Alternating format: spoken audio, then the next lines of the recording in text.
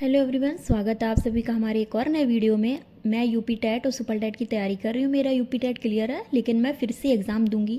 तो मैंने यूथ की पब्लिकेशन की प्रीवियस ईयर की बुक उठाई, जिससे मैंने आज यूपी टेट के लिए रिवीजन किया। और मैंने धीरज सर की हिंदी की मैराथन क्लास भी देखी, और उसके बाद मैंने आरपी शुक्ला सर की एक क्लास देखी हिंदी की, और उसके थोड़ी से सॉल्ट नोट्स बनाए। जो कि मैं एक हाउस वाइफ हूँ, तो मुझे घर के भी कुछ काम करने रहते हैं। फिर मैंने सुबह से जल्दी से अपना जो रूटीन था वो मैंने कंप्लीट किया। थोड़ा सा किचन का काम था, वो मैंने कंप्लीट करके चाय आय बना के, नाश्ता बना के, उसके बाद मैंने खाना बना के, उसके बाद मैंने अपनी स्टडी का जो रूटीन है वो मैंने फिर से स्टार्ट किया। देखिए, ऐसा होता है गाइस कि पढ़ने के लिए हमको समय नहीं मिलेगा, लेकिन हमको समय निकालना पड़ेगा। अगर हम अपने लिए समय नहीं निकालेंगे तो हमसे कोई आके ये नहीं बोलेगा कि हाँ तुम पढ़ लो जाके। तो हमको खुद अपने लिए समय निकालना है। और यूपी टेट का मैं फिर से एग्ज़ाम दे रही हूँ, क्योंकि इससे चीज़ें रिवाइज़ हो जाएंगी। मैंने 2021 में यूपी टेट का दिया था, तो अब मुझे ये देखना है कि मैंने 2021 में तो क्वालिफाई कर लिया था, मार्क्स भी अच्छे थे, 109 थे। लेकिन अब मुझे ये देखना है कि मैं अब फिर से यूपी टेट में अच्छा स्कोर कर पाऊँगी या नहीं। और मेरा यूपी टेट फिर से देने का यही रीज़न है कि मैं अपने मार्क्स को इंक्रीज़ करना चाहती हूँ, क्योंकि मैंने पहले भी कभी कोई पेड बैच नहीं लिया है यूपी टेट के लिए या सुपर टेट के लिए, और अभी भी नहीं ले रही हूँ। जो यूट्यूब में फ्री क्लासेस हैं उन्हीं से मैं पढ़ती हूँ, और जो मेरे पास नोट्स हैं अवेलेबल और जो भी बुक्स हैं उसी से मैं रिवाइज़ करती हूँ। और यूथ पब्लिकेशन की जो 2011 से 2021 तक जो भी एग्ज़ाम हुए हैं यूपी टेट के, वो सारे मैं सॉल्व करूँगी। और हिंदी के लिए आरपी शुक्ला सर की क्लास बहुत अच्छी है। मुझे करंट अफेयर के लिए टाइम नहीं मिल रहा है इस टाइम, क्योंकि गौरव सर की जो क्लास है वो कम से कम 1.5 घंटे की होती है। और मैं अब पूरी कोशिश करूँगी कि मैं कल से कुमार गौरव सर की करंट अफेयर की पूरी क्लास लूँ। वो क्लास लेने का फ़ायदा ये होता है कि आपका स्टैटिक जीके भी कंप्लीट मजबूत हो जाता है, जो मेरा सुपर टेट में काम आएगा। मुझको मेन सुपर टेट के हिसाब से ही तैयारी करनी है। और यूपी टेट के लिए ऐसा कोई बहुत पेड कोर्स लेने की भी ज़रूरत नहीं है मेरे ख्याल से, क्योंकि बहुत बेसिक सा ही आता है यूपी टेट में, और ये सिर्फ क्वालिफाई एग्ज़ाम है।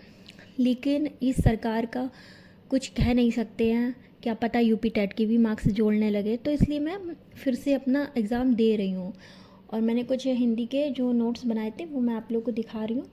गाइस, मुझे ना हिंदी में जो हिंदी साहित्य होता है, हिंदी यूपी टेट में हिंदी में एक चैप्टर है कवि, लेखक और रचनाएं उनकी। तो वो मुझे कुछ याद हो जाती है, लेकिन मैं भूल जाती हूँ।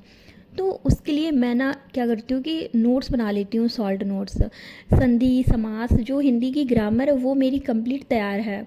उसके लिए मैं क्या क्लास देखती हूँ या बुक से पढ़ लिया तो हो जाता है। लेकिन जो लेखक रचनाएं हैं वो काफ़ी सारी होती हैं, तो हमको पता नहीं चलता कौन सी इम्पोर्टेंट। तो मैं थोड़ा नोट्स बना लेती हूँ, जिससे क्या होता है कि जब एग्ज़ाम आता है तो हमको एग्ज़ाम टाइम में रिवाइज़ करने में प्रॉब्लम नहीं होती है। और मैं मैथ भी अपना जो यूथ का है उसी से तैयार कर रही हूँ। तैयार क्या, जो प्रीवियस ईयर है वो तो मुझको पढ़ना ही है। और चंद्र इंस्टीट्यूट में जो पवन सर हैं उनकी क्लासेस बहुत अच्छी रहती हैं। और यहाँ मैं पढ़ी रही थी तो हस्बैंड मोमोज़ लेके आ गए, लेकिन मैंने मना कर दिया, मैं मोमोज़ नहीं खाऊंगी। मैंने गाइस बाहर का बिल्कुल ही जंक फूड अवॉइड करके रखा है। फिर शाम को मैंने थोड़ा सा कुछ अपने लिए कुछ हल्का फुल्का सा बनाया। और ये कुछ पौधे वौधे मेरे सूख गए थे, वो मैंने देखा, पानी दिया पौधों में। उसके बाद रात में मैं चली गई मंदिर। यहाँ पे एक बहुत फेमस मंदिर है इटावा में, कालीवान मंदिर, वहाँ पे मैं आई थी। पता गाइस, इस मंदिर की मान्यता क्या है कि इस मंदिर में सुबह सुबह सबसे पहले आज भी अश्वत्थामा पूजा करने आते हैं। क्योंकि जब मंदिर का पट खुलता है ना, तो वो मंदिर में पूजा और फूल और कुछ पानी की छींटे भी देखने को मिलते हैं। तो नवरात्रि में तो मैं गई ही थी मंदिर, तो आज मेरा मन हुआ मैं फिर से मंदिर आ गई। और मैंने मंदिर में बहुत पॉजिटिव फील होता है। और उसके बाद मैंने मंदिर में कुछ प्रसाद लिया और कुछ घूमी, क्योंकि मंदिर में काम चल रहा है, काफ़ी बन गया मंदिर। और उसके बाद दर्शन किए और फिर मैं घर में आ गई। घर पे आके मैंने थोड़ा सा रिवीजन किया और मैं सो गई। देखिए, बहुत कोशिश करते हैं हम कि टाइम निकाल लें अपने लिए, स्टडी के लिए। अपने लिए टाइम निकालना बहुत ज़रूरी है, क्योंकि अगर हमें सक्सेस होना है, देखिए अगर सक्सेस होना है तो थोड़ा सेल्फिश तो बनना ही पड़ेगा। अगर हम सोचते हैं कि ससुराल में कि हाँ मैं पढ़ाई कर रही हूँ, मैं पढ़ाई करूँ या ना करूँ, मैं जो टाइम है उसको मैं, कहीं सामने वाला ये ना सोचे कि ये मुझे टाइम ही नहीं दे रही है, मुझसे बात नहीं कर रही है, तो हमको ये चीज़ें थोड़ी सी इग्नोर करनी पड़ेगी। क्योंकि आप सामने वाले के लिए कितना, आप अगर आज बातें कर रहे हैं, अपना टाइम किसी को दे रहे हैं, उससे आपको क्या मिलेगा? उससे आपको कुछ नहीं मिलेगा फ्यूचर में। तो अपने आप को टाइम दो, अपने लिए समय खर्च करो। तो मैं यही कोशिश करती हूँ कि वैसे भी यूपी में वैकेंसी कुछ अता पता नहीं है। सब 5 साल बाद यूपी टेट का नोटिफिकेशन आया है, फॉर्म भरने शुरू हो गए हैं, तो क्यों ना हम यूपी टेट की तैयारी करें, और क्या पता सुपर टेट आ जाए। तो ये मौका जाने नहीं देना है मुझे। इस मौके को तो बिल्कुल पकड़ के रखना है।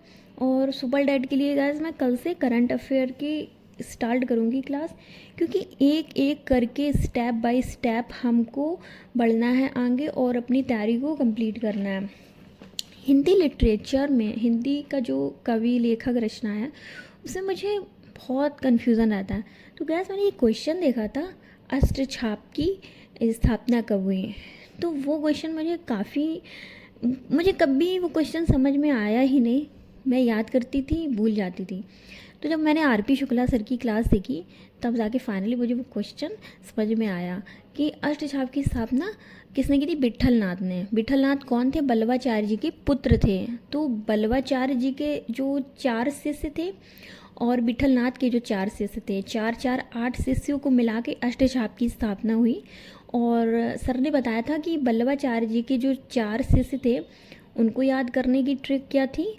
सक पक, सा से सूरदास, का से कुंभन दास और पा से परमानंद दास और फिर का सकपक और फिर का से क्या था मेरे को याद नहीं, शायद मैं भूल गई, मुझे फिर से रिवाइज करना पड़ेगा गाइस। ये बहुत इम्पोर्टेंट क्वेश्चन है, आई नो। और जो संपादित पत्रिकाएं हैं वो मैं बहुत कन्फ्यूज़न हो जाता है उसमें, तो वो मैंने नोट कर लिया है। मैं डेली रिवाइज़ करूँगी। मुझे सबसे ज़्यादा डिफ़िकल्ट पार्ट यही लगता है हिंदी में।